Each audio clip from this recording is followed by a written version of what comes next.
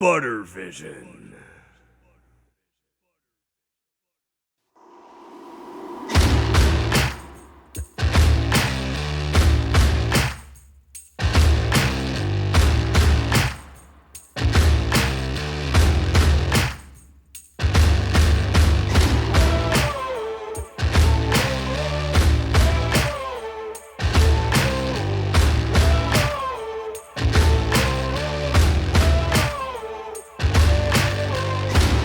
Slap me some skin, jive turkey, and welcome to Unsportsmanlike Conduct, the show with a bunch of handsome men's arguing about sports.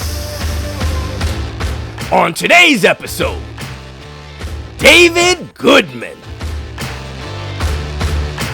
Keith Caggiano, Danny Fairman, and Robbie Day. And now, here's your host. Unlike Megan the Stallion, he shoots himself in the foot, J.D. Butter!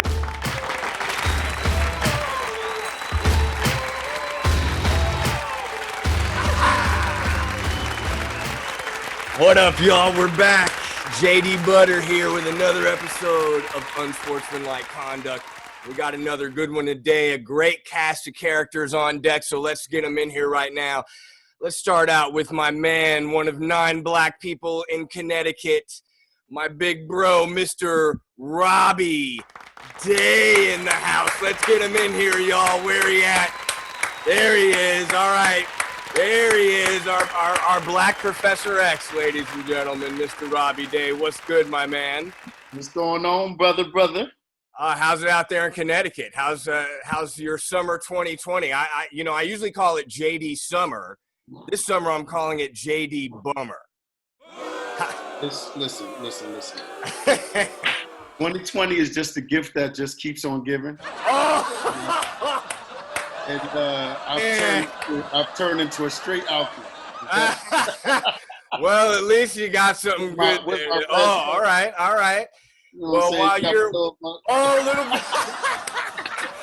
All right, let's get the rest of these clowns in here from Grand Island, New York. My man, Mr. Keith Caggiano in the house, ladies and germs. Let's get him. There he is. Give him some dap. He's looking. He's doing the look close to. I thought I set it up, but apparently not. What's up, fellas? How's it going, man? It's going good. Hey, quarantine. Hey, well, Robbie, show him how you're rolling. So say good night to the bad guy. Get a little bit of coffee. Oh, there you go. All right, well, now let's get the rest of these guys in here because we got an awesome topic. My man, not husband, but father of 2, fast car driving from El Segundo by way of Pasadena. My man, Mr. Danny Fairman in the house. Let's get him in here. Mr. Fairman. Oh, hey, look, he's the tech gremlins got him. The tech gremlins got Danny Fairman, ladies and gentlemen. Oh, my gosh. That's unheard of. It is nuts, right? That's unheard of. Yeah. What is going on? Wow. Oh, there he is. Finally gets in there. Gotcha. Dodger Blue. How's it going? Let's go Dodgers. Yeah. We got to get our cutouts out there, man. Oh, I'm sorry. Oh. Did I slip and show you my bat signed by Steve Yeager? Steve Yeager, of all Yeager. Dodgers to have. Oh, wait a minute. And Bill Russell. Classic Dodgers from the 70s and 80s, ladies and gentlemen. Of course, Steve Yeager was one of the 3 co-MVPs of the 1981 World Championship Dodgers team in the World Series. It was him, Pedro Guerrero, and Ron Cey.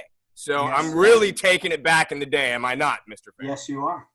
All right. Now, Fairman, you'll be happy to know that you have now, with recent computations, you have jumped past me now into second place in the point standings right now. So, how are you feeling?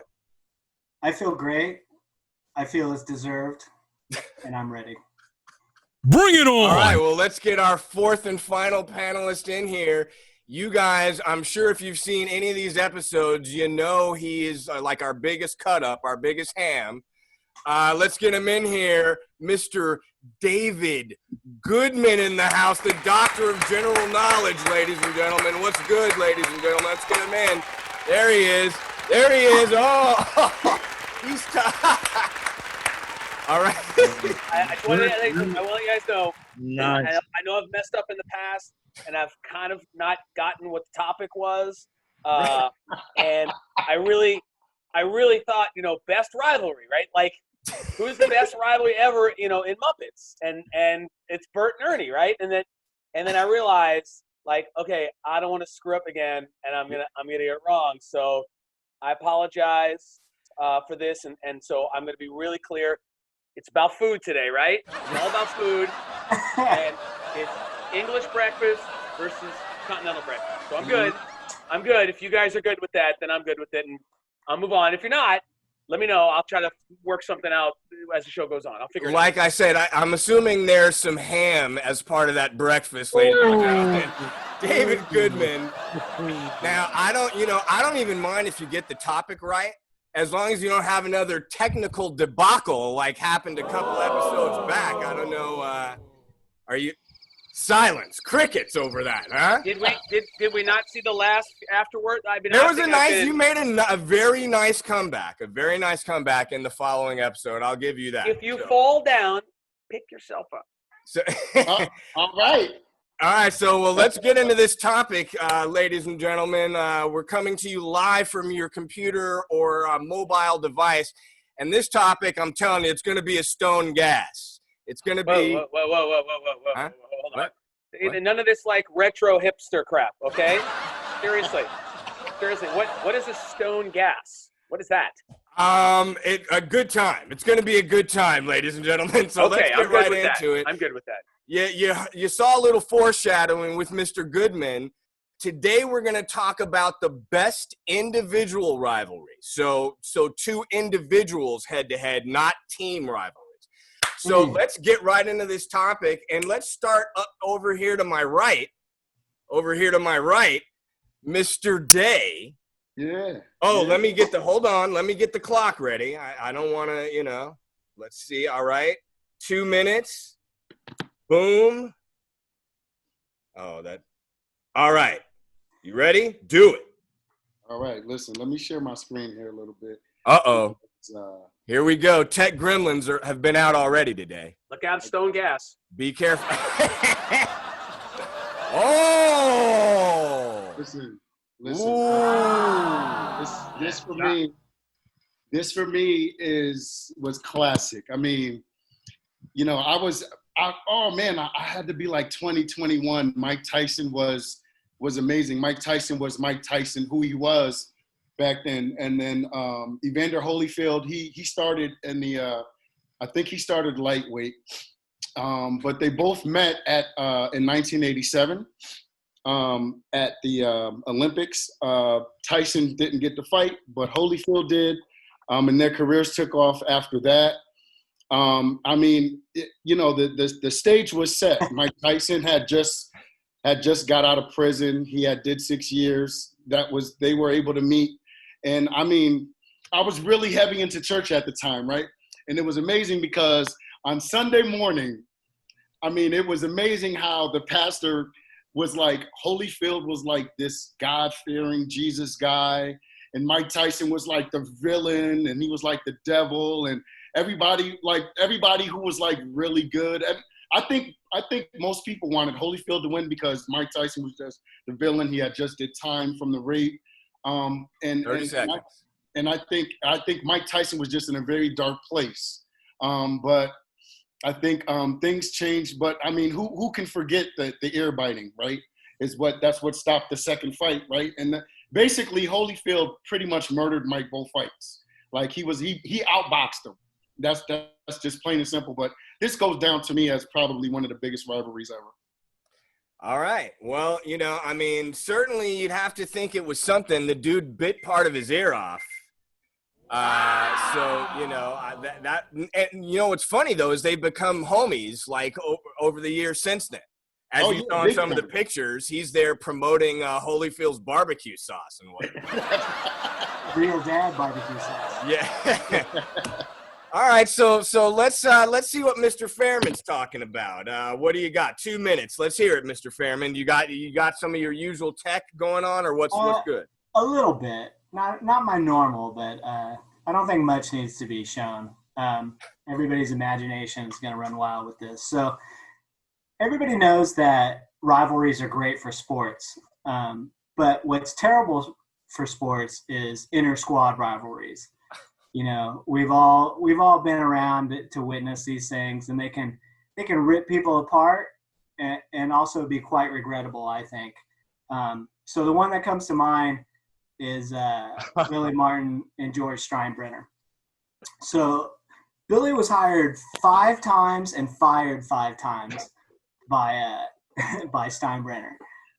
So it all started, you know, round 1 was Billy was fired from the Rangers for forcing the stadium guy to play Thank God I'm a Country Boy instead of playing Take Me Out to the Ball Game. So, you know, what could be better than to hire an exemplary employee like that, right? Nothing, what could go wrong? So in 1977, after he hired him, he also brought in a young man called Reg Jackson. You know, and as we all know, these two got along great. So the pinnacle of that relationship was Billy wanted him to bunt, and after 2 strikes were thrown and Reggie couldn't lay down the bunt, Billy called off the sign. So what did Reggie do? Tried to bunt again. So that got him fired. He was then brought back in 1979. 20 seconds.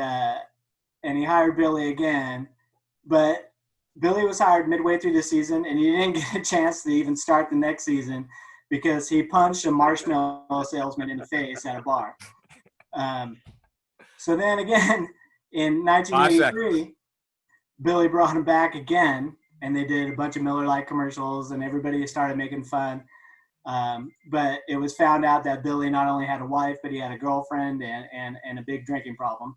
So he was fired again. Then in 85, after he fired, Steinbrenner fired Yogi Berra, you know, all is well, everything's going to be great again.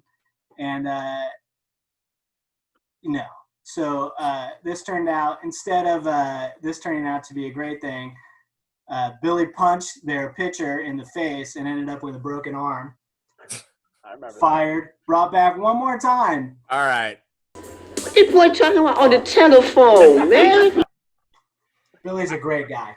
I mean, you know, that almost rivaled the tech blow up that Goodman had a couple episodes ago. That was like, wow. All right, I'm gonna keep it moving. It's a storm. That was a hurricane of presentation, ladies and gentlemen. I think you started the clock too soon. Yeah. I think I didn't end it soon enough. Is it a Keith Caggiano on my left over here. Let's see what's going on. Let's talk about some real rivalries in the field of NFL sports, in the field of quarterbacks. When it comes to top NFL quarterback rivalries, people always think of Peyton Manning and Peyton Manning and Brady, of course. But before there was Brady and Manning, there was another rivalry that goes very unsung, and that was Marino and Kelly, 2 1983 historic 1983 class quarterbacks in the same division that had to play 2 to 3 times a year. And you know, I'm not gonna say we're all not homies for our own team. So we all root for our team. So it's okay. So I'm doing it because I feel like this is a really good one to bring out there. That's a great rivalry that really should be appreciated in the annals. It's in top 3 quarterback rivalries, but in so many ways they mirror each other. Marino was a golden-armed quarterback that it was a pure natural thrower, where Kelly was the field general, who was the mind on the field, who was running the field, who was calling his own shots before Peyton Manning. Ironically, Bill Polian went and hired Peyton Manning after he had Kelly, and Ted Marchibroda, also from the Bills, also was the coach for Indianapolis, was Peyton Manning, and Frank Reich was also the quarterback's coach. So the rivalries here were great. These were classic, and they decided the AFC. They decided the Super Bowl so many times. Every one of those years, everybody thought Marino was going to make it back. What happened to Marino? Kelly happened to Marino.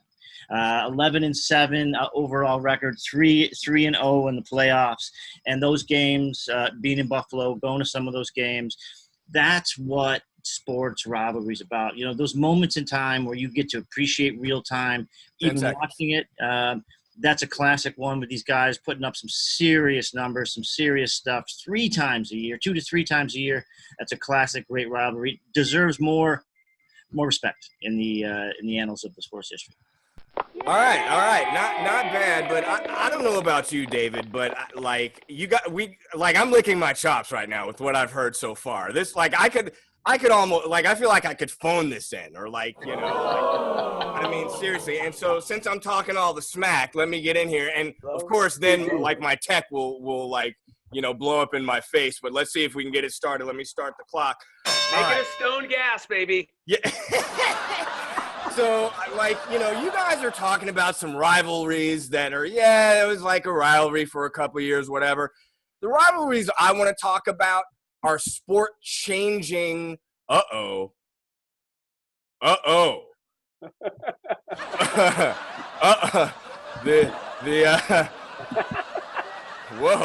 Hold on. I'm gonna make this happen, dude. I'm gonna seriously make this happen. That's whatever it is. It's funny. It's funny already.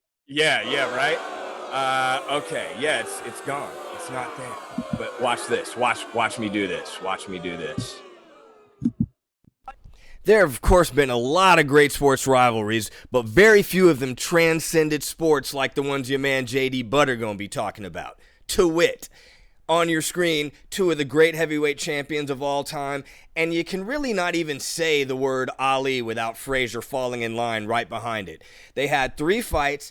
2 of them are considered among the greatest of all time. Their first fight was not only a big fight, and you see it here, but it was a cultural event. March 8th, 1971, of course, Frazier won by unanimous decision. Their third fight was the Thrilla in Manila, also considered one of the great fights of all time. And their rivalry was such that even years and perhaps even decades after they retired, HBO did a sports documentary about their rivalry. There have been very few rivalries that met up to that, but here's one that did.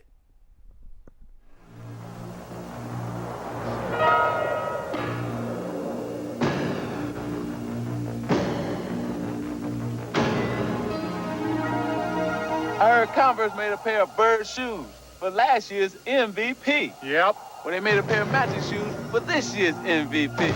Okay, Magic, show me what you got.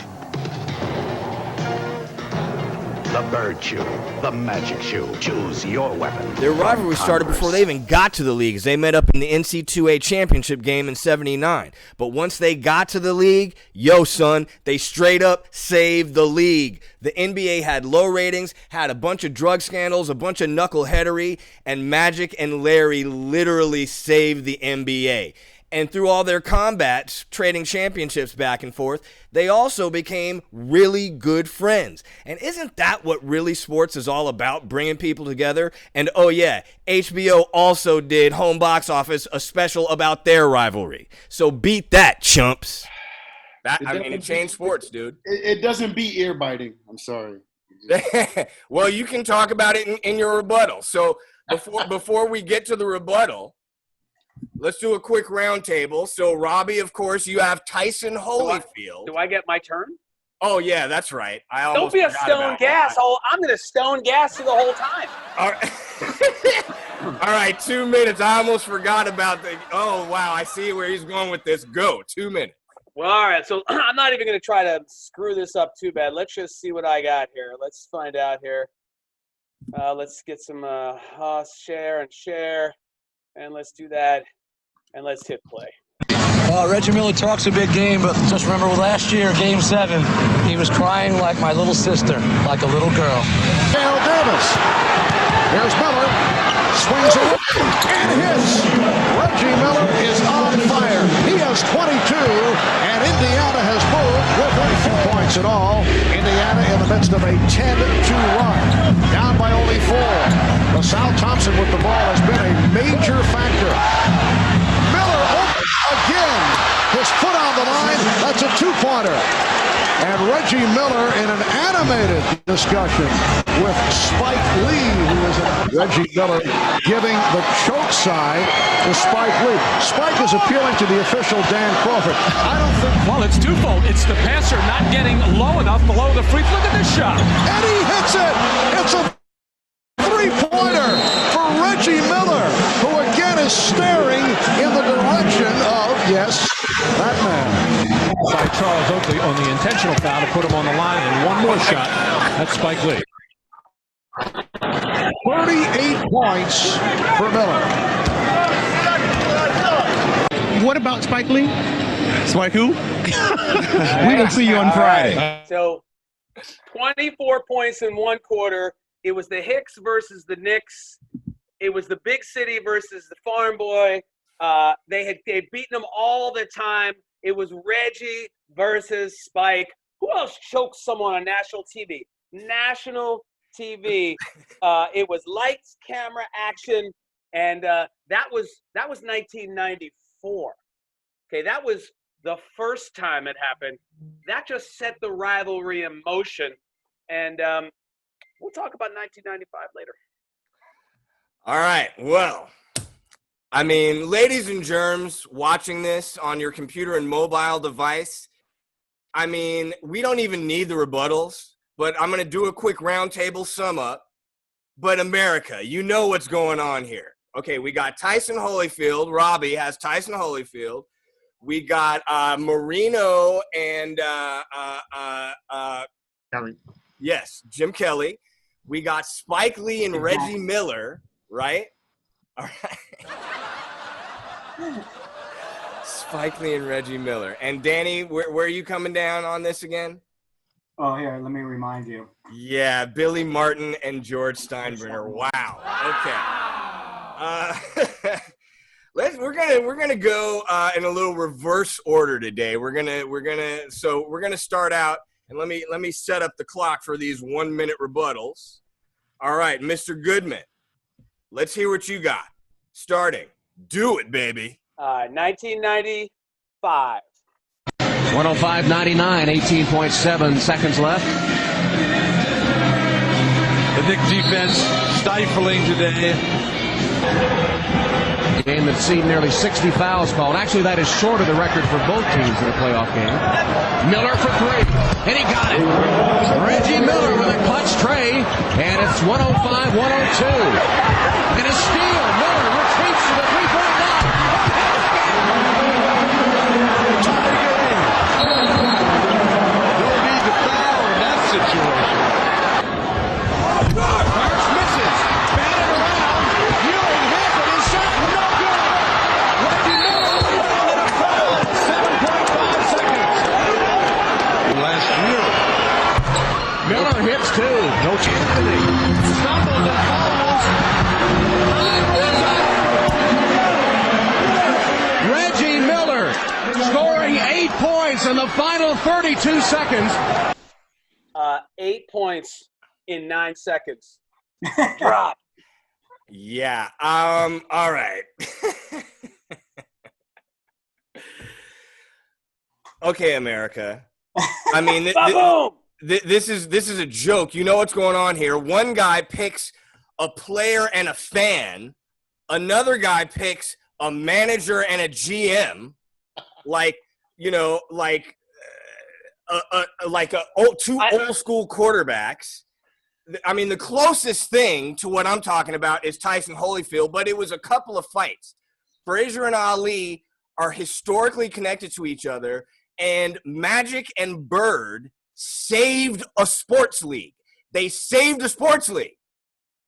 Like, how can any rivalry be better than we saved the league? That's a mic drop, Dave. What did I use, like 30 seconds? By the way, Bird's real rivalry was with Julius Erving anyway, so it doesn't matter. No, dude. him and Julius Erving did not have a 2-hour HBO special produced about their rivalry. Get out of here. Bird's rivalry was with his back surgeon. All right. Mr. Caggiano, what do you got for your rebuttal, my man? 1 minute. I'm going to spend most of my time rebutting the Burton Ernie. I think this rivalry goes very much under. I'm going to that. They were dating each other's wives at one point. There was fist fights behind the scenes. There's a lot of real stuff going on back there that nobody knows about. It's really unsung.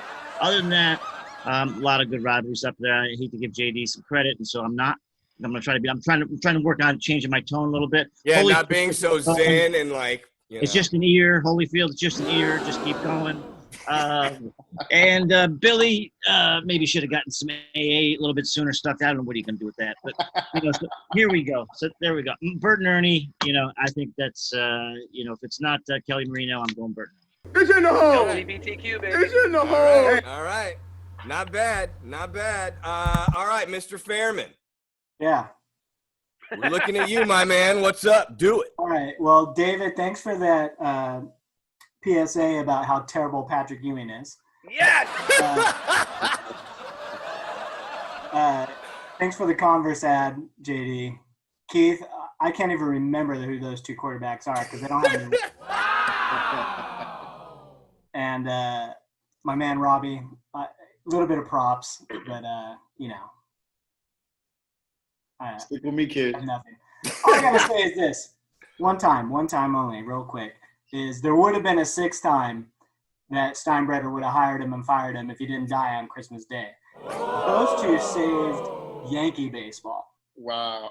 Nobody cared about the Yankees. Everyone hated the Yankees until those two started brawling and made their Miller Lite commercial. Tastes great. Less filling. Tastes great. That's all I got. Wow. All right. Well, Mr. Day, you get to close the show, my man. What do you got? I'm gonna tell you why my rivalry is the best. All right. None of y'all's rivalry, right? Right now, they're talking about having like a 3-round exhibition. They're still talking about fighting, right? That's crazy. Not to mention, Evander Holyfield has like a third of his ear off. Like a third. Look at that. A third of his ear, ladies and gentlemen. No, but let me tell you what's crazy about this rivalry is Tyson's coach basically said the night before the fight that he's probably going to do something if he doesn't get the positive results that he's getting in the fight. He's going to either bite, elbow, or do something to get disqualified. And he pretty much did that. Like he knew. I mean, I think he just knew by the first few rounds he was getting outboxed. Yeah. Right? For sure. And not only that, he knew he was being outboxed. Oh, my goodness. I'm busy. Flash your sisters. Go. That's funny. Jeez. All right, so that took like 2 seconds off, right? Yeah. No, but my argument stands. I'm good. All right. So, not too bad. That was that kind of something you were thinking about also, Mr. Goodman? There were so many good ones. Look at that one. Nice. But here's the one that nobody did. We talked about this one. I can't believe nobody did that. Oh, yeah. Right? That's good. Right? I think my shoelace just broke, actually. Nobody did Arnie and Jack. I mean, there were so many good ones. Wow. I mean, you were the only one who was alive when Arnie and Jack were playing, homie. I don't even know who those guys are. Wow, that's cold. That is cold. All right, so viewers, now it's on you guys to tell us what you think. And I was kind of talking about the point standings. Danny's doing well. I'm in third place. Goodman's in fourth. And Caggiano, you actually have started to pick up some votes now. Fans of Robbie Day and Keith, you guys need to get involved and get them back in this because we're going to be entering the home stretch on this season pretty soon. And, you got to make it happen. So let us know what you guys think is the best sports rivalry in the history of sports. And also, if you think one of us made a particularly compelling argument, let us know that in the comments as well. And we'll pick up points. And we're getting close, ladies and gentlemen. It's a tight packed race. So every vote makes a difference. Let's give it up for this fantastic panel. Mr. Robbie Day in the house. Keith Caggiano, one of our main regulars. The doctor of general knowledge, Mr. David Goodman. There he is. And, of course, Mr. Danny Fairman. And I have been JD Butter. Until next week, we'll be back with another fantastic episode. Peace.